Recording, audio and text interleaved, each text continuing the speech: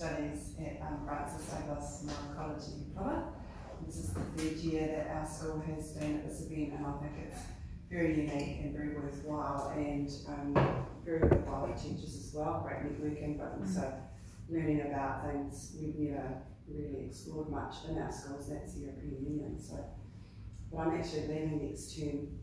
I'm actually going to Abu Dhabi to teach and do my OE in my 50s. So yeah, I'm very excited about it, but I'm going to really miss this event and miss the boys. And yeah, so Mr. Drewitsky over here is going to be taking on as a Tom. Find as many delegation as.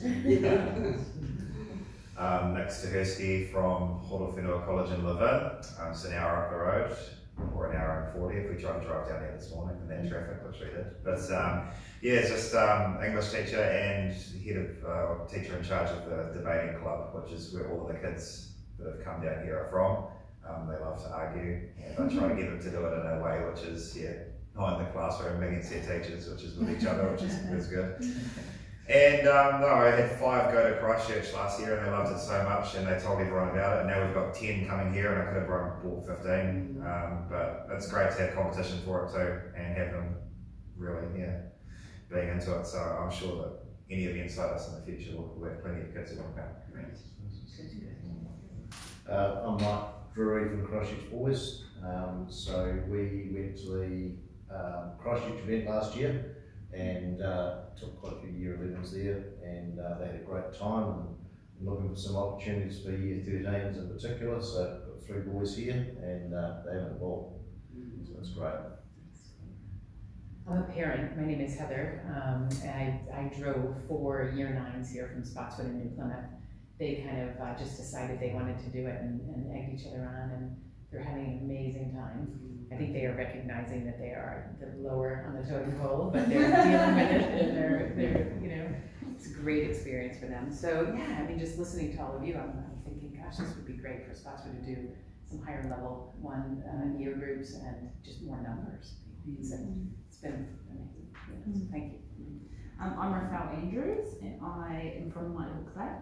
And we are from Hastings Christian School, so we had 20 students here this year. It was not an option if you were in my class, you were coming, because we've made a Wellington trip as well, so we've tagged a few other activities onto our trip this year. It's my 3rd year as well. The first year I met Andrea in Rotorua, which was nice, and I came as just a teacher to kind of see what it was about, and that was really awesome. And then here last year, and we've grown in numbers. And I agree with the just making contacts and finding out what's happening around the country, because it can be quite isolating. And I think that the kids are finding themselves a little bit stretched, but in a good way, because we don't have, it's not a topic I teach specifically, but it's an opportunity to learn more and adapt with a different lens and using skills and challenging themselves, and it's a lovely chance to get out of the classroom. And Martin Drewitsky of Francis Douglas College as well. I teach all of the history at the school. And as Andrea said, it's my first time, so our guys have been coming for 3 years now. And hopefully, I will be looking to continue it on at least the next couple of years that I'm still in the teaching service. But it's great for us it's some of the kids who are kind of intellectual heavy hitters that don't necessarily get the same sort of opportunities to get out and about and use that. So it's great to bring them down. It's a bit like one or two others are saying, we could put a lot more kids in there, but we made a decision, or the decision was made for us this year, not to bring some of the kids who've already done 2 years. But I'll be arguing for certainly a number of these guys to be back next year, so it's a 2-year tour. So as they're coming in, you've got that production line, so they understand what it's about. But yeah, I'm very impressed with what I see. Thank you. Well, thank you. Have you seen progress over the 3 years?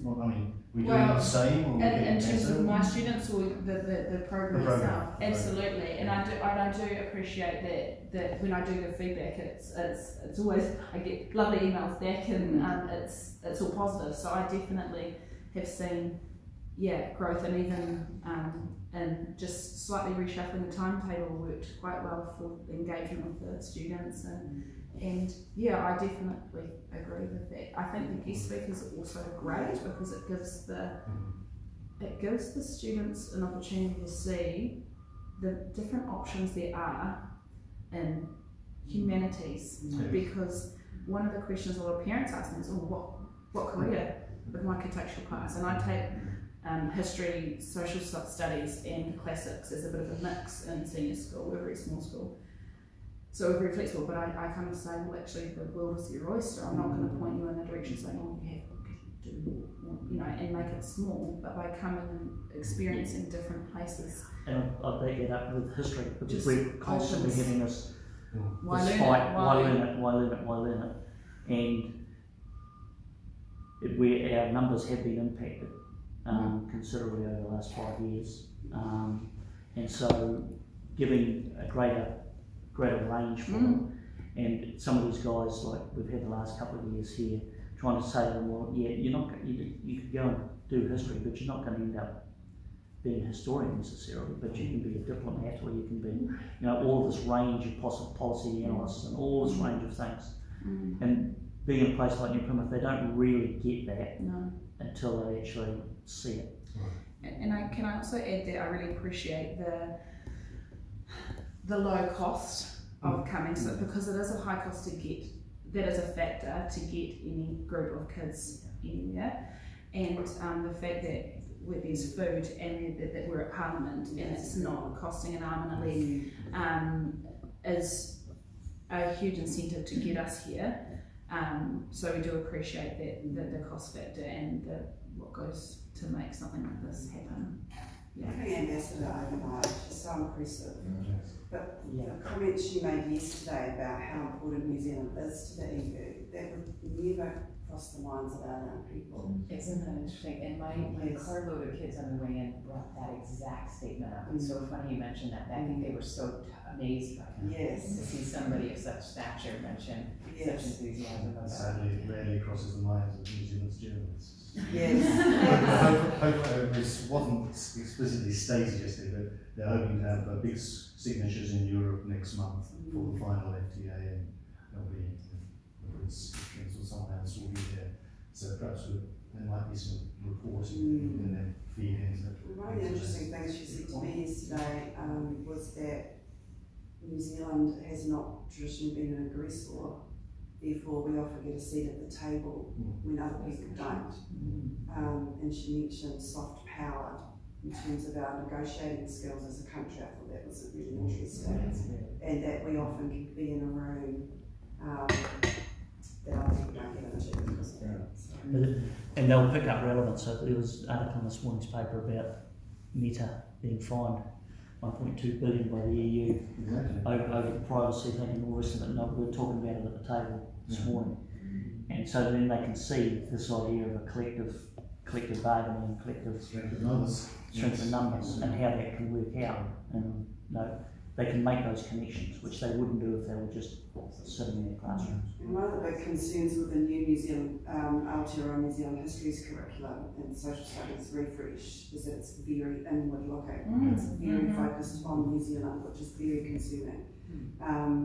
And a lot of the PD I've been to in the last couple of years has really troubled me, the language that's being used, and there's an environment very much navel gazing, and I think we really need to understand these strategic partnerships and why they matter to us, like where we're situated geographically, but also where we're situated politically. So things like this are very, very important when we seem to be going down a bit of a rabbit hole of focusing just here and on the Pacific. That's very concerning. Going back to your comment on negotiating skills in New Zealand, New Zealand has an incredibly long history of great foreign affairs negotiations with the EU, really going back into the 1970s when the UK joined, which of course for some trauma in New Zealand's economy and politics, but New Zealand negotiators at the time got a fantastically generous deal by its standards. Australia got no concessions. We at least got lumps of dead animal to sell, which, okay, it did affect the economy, I would say in a good way, because it made us diversify. But we had very skilled negotiators there, and we've got as good a deal that could be had. And the same is true now of this latest FTA, where the New Zealand side had to make some concessions. We can't use the term feta cheese anymore. It's not feta cheese, it's fake. But all of the other things were very successful, particularly getting the Maori economy subsection of the treaty. So I don't want to waste your time just by propaganda, but let me say a little bit about the NCRE, so you know why we exist, where we come from. To change my program every 2 years, I'm going to have to do a 2-yearly program to come to this next year, the year after. So that's just a concession I've had to make. Yes. Certainly, given the Vilnius link with New Plymouth, Yes. there is, you know, we could potentially leverage with the city council on Yes. that. And there are three trusts. here. And there's Yeah, three no, trusts. you've also got other, other teachers needed to make other. But But- for us, you've got. But the reality is the road from New Plymouth to Wellington is just about as long as the one from Wellington to New Plymouth. So it is on an outlying branch in terms of logistics. But We have a lot of an history yeah. for the history teachers. Yeah. So Jen will be Yeah. asking for ideas and thoughts, nothing set in stone. Yes. So a little bit of NCRE propaganda. National Centre for Research on Europe, been around since the year 2000. So we're, by any standards, relatively established. I set it up, so you could say it was my idea. And universities were different in those days. We actually had a new vice chancellor who wanted new ideas. And he at the time chose 6 to at least intellectually support. I wouldn't say financially, but intellectually support. And he chose this idea to have a centre on Europe at Canterbury, which I guess for the rest of the country, more urban parts of the country, always puzzles them. You know, why isn't it in Wellington? Why isn't it in Auckland? What on earth is it doing in Christchurch? I guess the answer is I'm in Christchurch. It was set up then with, I guess, explicit promises by me, which fortunately I've been able to keep, is that pretty much Canterbury gets it for free. I was already a member of staff at Canterbury, so I became a director and professor of the centre, but otherwise, almost without exception, all of the staff, including Jenny, Sabina, Brenda, and Serena, Lenkel, academic staff as well, are not funded by Canterbury. They're funded through the various grants that we've won since the year 2000. And we've done remarkably well at winning grants, probably a loose count. It's over 50, could be closer to 100 over that period. But I'm sure I'll tell you things you know already. From outside New Zealand? Yeah. All from the European Union. Yes. Yes. I had one grant from MFAT of $60,000 in that period. The rest have all come from competitive EU grants, and total in New Zealand dollars, over 20 million New Zealand dollars over that period, which we spent on things like this, and scholarships, not too much on none of my stuff. Pays the gym. So it's soft money though. So every 2 or 3 years, these grants come to an end, and get back on the treadmill as a little hamster and get the next one. Fortunately, so since 2000, every year we've managed to get sufficient new grants in order to keep going. And a lot of the grants are obviously research projects, in that sense, almost like a policy think tank at the university. And the most recent, and probably the largest grant I've had for a while, year ago, we got €1 million, so $1.6 million New Zealand dollars, to study the EU's so-called Indo-Pacific strategy, which was introduced a year ago, how the EU sees this part of the world and how it wants to be involved. Challenges to that grant is 27 other university partners outside of New Zealand and in Asia and in Europe. And it's a bit like that. But we only exist because of it's not generosity, these are open international competitions, the support of the European Commission through something called the Jean Monnet programme primarily to engage in these activities. So we're the only successful institution in New Zealand that's ever won any, but they exist as other colleagues and centres in Australia, in China, in Japan, Thailand, Korea, etc. So it's a global public diplomacy initiative for the EU. They want people to know them and also hopefully. Having said that, we can be as critical as we like. No, there's no strings attached. Indeed, most of the research that we do, we send them rather confrontational conclusions. In particular, one we don't use in many years, essentially we seem irrelevant. You're not as importantly understood given the economic ways of trade as probably you ought to be. And when you sit in Brussels, you think you're important. You think everybody else knows you're important. So when we tell them, you're not important, it's a very good piece of policy advice. It's not cat-town. So that's why we exist. And on the other side of it, we also, this might interest your students if they come to Canterbury, we're the only university in New Zealand that offers a BA major in EU European Studies. So you can come to Canterbury and do undergraduate degrees and qualify in EU Studies. And then there is an opportunity if you were to go on and taught masters in European Union Studies, focused on the Asia Pacific, what the EU is doing. And you can go to the heady heights of the PhD and do a thesis that at least has an EU content. It's often comparative for students doing EU-China relations and other things. And at the moment we have 12 PhD students, which is... Where do I go with it, Martin? Maybe they go away because I don't have any New Zealand PhD students from overseas. Yeah, except for cash. Except for Cassius, sorry. Apologise, Cassius.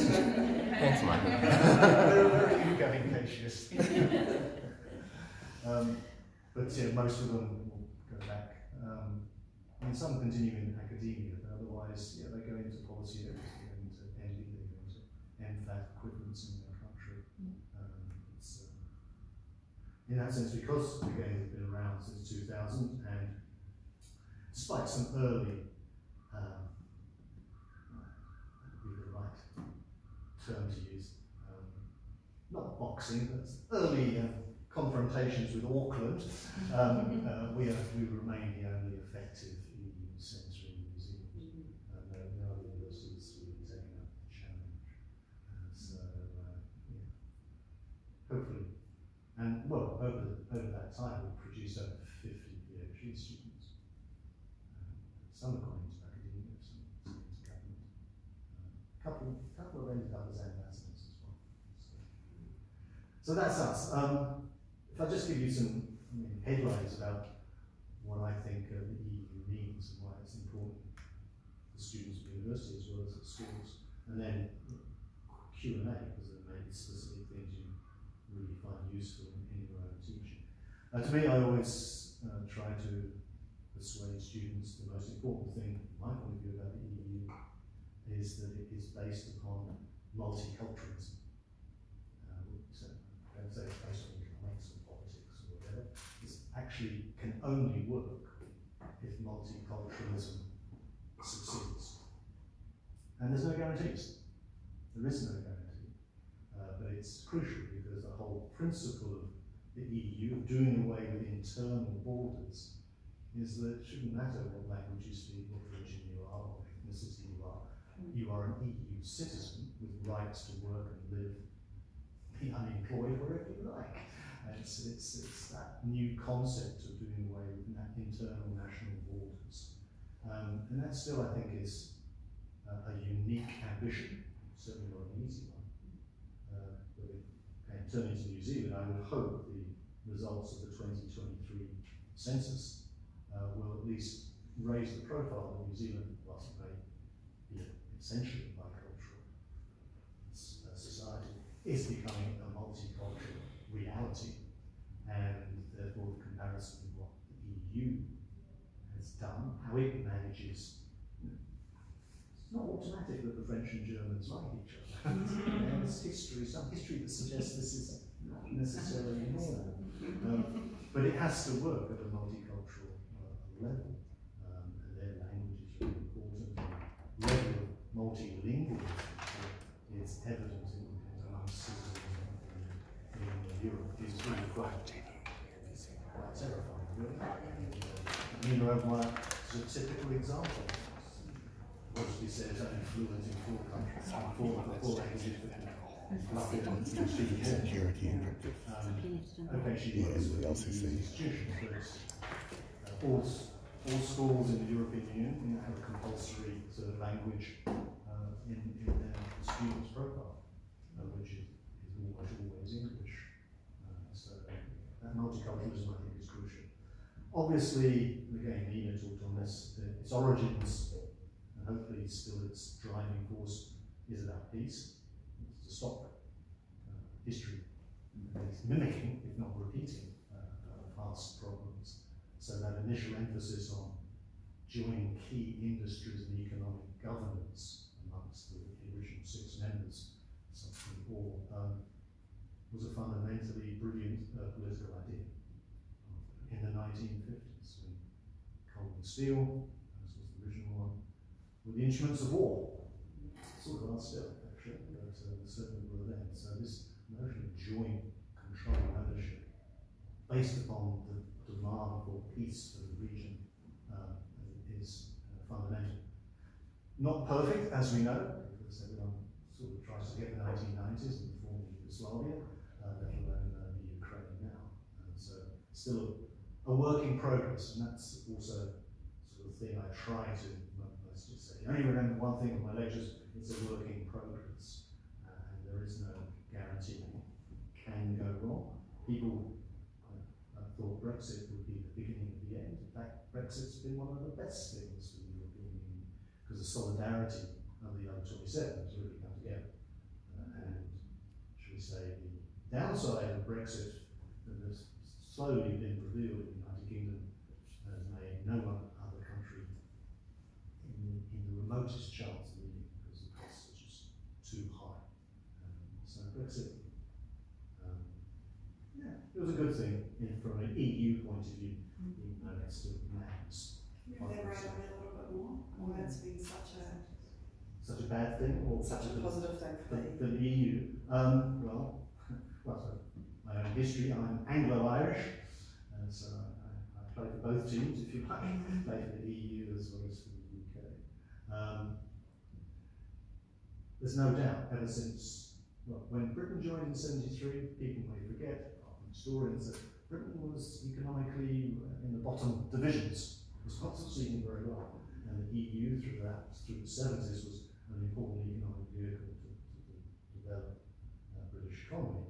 Then there was a change in government, and Mrs. Thatcher, for whichever political reasons, became obstreperous and not a good European, and prided herself on that, on trying to stop the integration process, because she felt it undermined conservative values of the UK.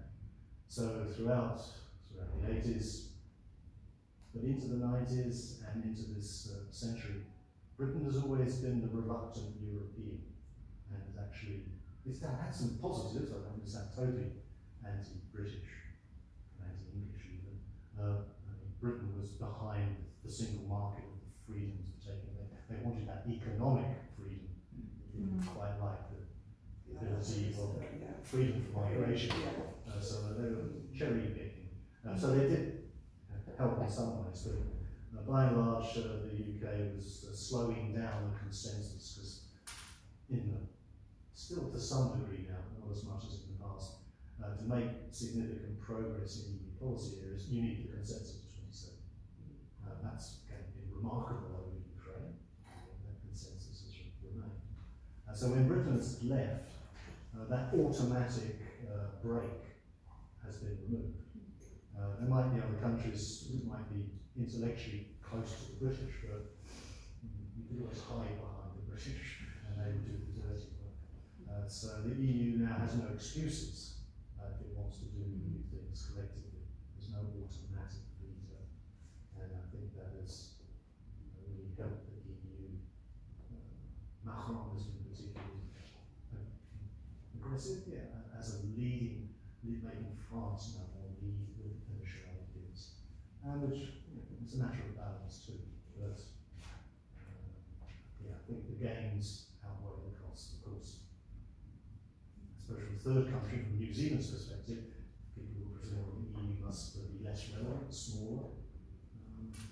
Well, it's a transition, I think.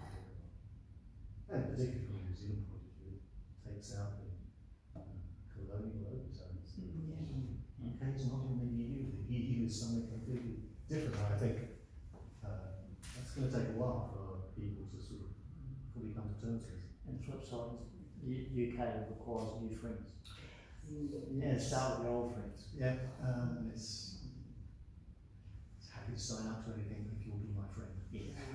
So, For the New Zealand curriculum in history and social studies, that's actually a good thing that we can say no. The colonial oppressor, which is the language they are now using, isn't part of this. EU is something separate from that. exactly, and Study that and it's okay. as the Irish embassy always like to remind everybody that they also were on both sides of the argument. They were oppressed English, but also were part of the British Empire for a long time. But now they're in EU countries, so that in that sense they resonate. They know what it's like to be in both sides. I think there are a lot of, particularly with Ireland in terms of comparison from educational ideas. It's a very synthesized population. Second most affluent country in the European Union, which is almost exclusively because of its EU membership and the English language. Thereabouts, and a lot of international companies are now based in Dublin, not the UK, for example. So, there's been an upside. Of course, there are downsides, but the Germans still have to pay for everything. I mean, again, it's a matter of scale, because the EU budget to cover all of its policies is less than 2% of GDP of any member state. It's trivial, almost. But they go along. So, other things, just to draw your attention, talk about, is from the EU, it's fantastic for looking at policies, if that's part of the social